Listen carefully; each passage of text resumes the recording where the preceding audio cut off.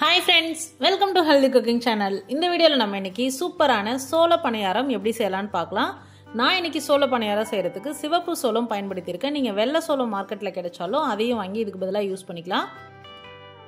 First அதுக்கு நம்ம மாவு அரைச்சுப்போம். மாவு அரைக்கிறதுக்கு 1 டம்ளர் அளவுக்கு உளுந்து எடுத்துர்க்கேன். உளுந்து எடுத்துட்டு நல்லா கழுவிட்டு ஊற வெச்சுக்கோங்க. அடுத்ததா அதே கப்ல 2 டம்ளர் அளவுக்கு அரிசி. இட்லி அரிசி, புழுங்கல் அரிசி எதுனாலும் சேர்த்துக்கலாம்.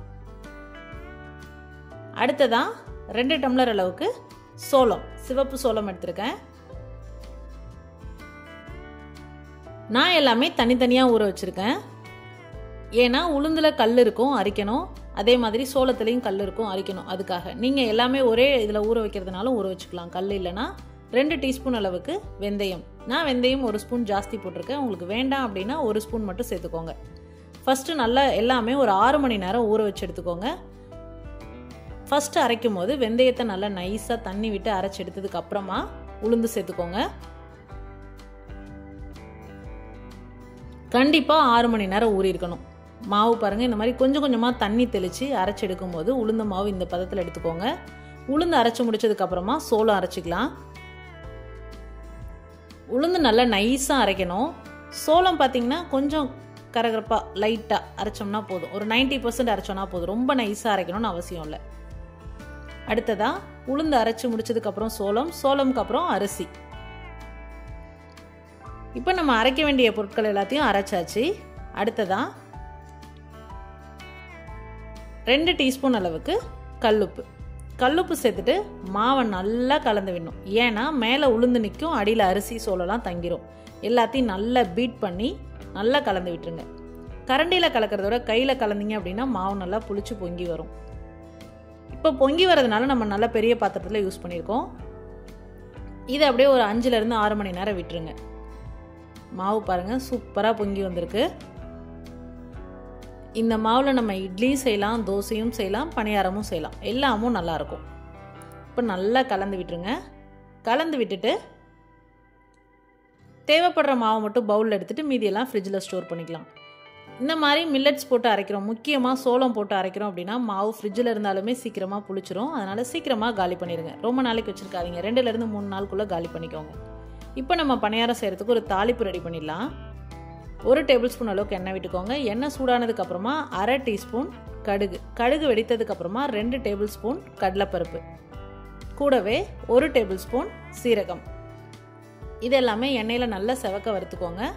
1 கைப்பிடி அளவு கருவேப்பிலை பொடியாக நறுக்கி சேர்த்துக்கோங்க. அடுத்ததாக காரத்திற்கு ஏற்ப பச்சை மிளகாய் நான் சேர்க்குறேன். 3 பச்சை மிளகாய் பொடியாக நறுக்கி சேர்க்குறேன். நீங்கள் பச்சை மிளகாய் ஃப்ளேவர் வேண்டாம் அப்படின்னு நினச்சிங்கன்னா காஞ்ச மிளகாய் 4 மிளகாய் கிள்ளி சேர்த்துக்கோங்க. மிளகாய் நல்லா வதங்கினதுக்கு அப்புறமா 2 மீடியம் சைஸ் பெரிய வெங்காயம் பொடியாக நறுக்கி சேர்த்துருக்கேன். பெரிய வெங்காயம் இல்லை அப்படின்னா சின்ன வெங்காயம் கூட சேர்த்துக்கலாம். இப்போ இது எல்லாத்தையும் நல்லா வதக்கிட்டதுக்கு அப்புறமா 1 டீஸ்பூன் அளவுக்கு உப்பு சேர்த்துக்கோங்க.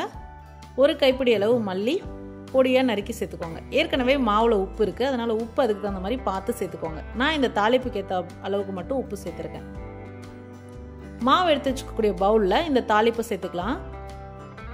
எல்லா மாவுலையும் நம்ம தாளிப்பு செஞ்சு ஃப்ரிட்ஜில் ஸ்டோர் பண்ணோம் அப்படின்னா மாவு இன்னும் சீக்கிரம் புளிச்சிடும் வெங்காயம் சேர்த்துக்கிறதுனால. அதனால் உங்களுக்கு எப்பப்பெல்லாம் தேவைப்படுதோ அப்போ மட்டும் எடுத்து வச்சு மாவை தாளித்து ரெடி பண்ணிக்கோங்க. தாளிக்காமலும் நம்ம இந்த பணியாரம் செய்யலாம். தாளித்து செஞ்சோம் அப்படின்னா இன்னும் நல்லா காரசாரமாக டேஸ்ட்டாக இருக்கும். அடுத்து பணியாரங்கள் நல்லா ஹீட் பண்ணிவிட்டு நெய் விட்டுக்கலாம், இல்லைனா எண்ணெய் விட்டுக்கலாம். விட்டுட்டு இந்த மாவை ஒரு 3/4 அளவுக்கு மட்டும் அதை ஊற்றிக்கோங்க. வெளியே அந்த எண்ணெய் வராத அளவுக்கு ஊற்றிக்கோங்க. ஏன்னா வேக வேக அந்த மாவு நல்லா பொங்கி வந்திருக்கும், அதே மாதிரி எண்ணெய் வெளியில் வந்துடும். ஸ்டவ் நம்ம பணியாரக்கல் சூடு ஆரம்பிக்கும் போதே மீடியம் ஃப்ளேம்லேருந்து சிம்முக்கு 2க்கும் நடுவில் குறைச்சி வச்சுக்கலாம். அதாவது அந்த ஃப்ளேம் படர்ந்து எரியாமல் கரெக்டாக ஸ்ட்ரைட்டாக எரியிற அளவுக்கு வச்சிங்க அப்படின்னா பணியாரத்துக்கு கரெக்டாக இருக்கும். இல்லைனா கருகி போயிடும், உள்ளே வேகாமல் போயிடும். இப்போ ஒரு பக்கம் குக் ஆகிடுச்சு, இன்னொரு பக்கம் திருப்பி விட்டுருக்கோம். இன்னொரு பக்கம் திருப்பி விட்டு வெந்ததுக்கு அப்புறமா நம்ம அந்த ஊசியில் குத்தி பார்த்தோம் அப்படின்னா மாவு ஒட்டாமல் வரணும். ஒட்டாமல் வந்தது அப்படின்னா பணியாரம் ரெடி, எடுத்துடலாம். இந்த பணியாரத்துக்கு எல்லா சட்னி ரெசிபி, சாம்பார் வெரைட்டிஸ் எல்லாமும் பர்ஃபெக்டாக இருக்கும். நான் இன்னைக்கு தக்காளி சட்னி கூட சர்வ் பண்ணியிருக்கேன்.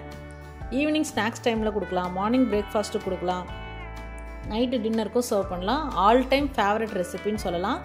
கண்டிப்பாக ட்ரை பண்ணி பாருங்கள். ட்ரை பண்ணி பார்த்துட்டு உங்களை கமெண்ட் மறக்காமல் சொல்லுங்கள் ஃப்ரெண்ட்ஸ். இது போன்ற ஹெல்தி ரெசிபீஸ்க்கு மறக்காமல் ஹெல்தி குக்கிங் சேனலை சப்ஸ்கிரைப் பண்ணுங்கள். இந்த வீடியோ உங்களுக்கு பிடிச்சிருந்தா லைக் பண்ணுங்கள், ஷேர் பண்ணுங்கள், கமெண்ட் பண்ணுங்கள். தேங்க்ஸ் ஃபார் வாட்சிங்.